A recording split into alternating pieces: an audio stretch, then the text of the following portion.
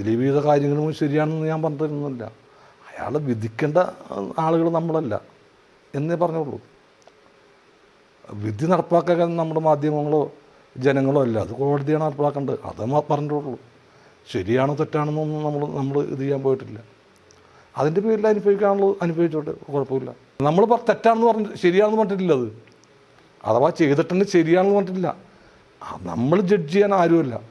ചിലപ്പോൾ അയാൾ തെറ്റുകാരനല്ലെങ്കിലും കോടതിയുടെ മുമ്പിൽ നിൽക്കുന്ന സംഭവമാണ്. അയാൾ തെറ്റുകാരനല്ലെങ്കിൽ നമ്മൾ എവിടെ കൊണ്ട് ഇത് ചെയ്യും? ഞാൻ ചോദിച്ചപ്പോൾ തെറ്റുകാരനല്ലെന്നാ. ഞാൻ ചെയ്തിട്ടില്ലെന്ന് പറയുമ്പോൾ പിന്നെന്തായി?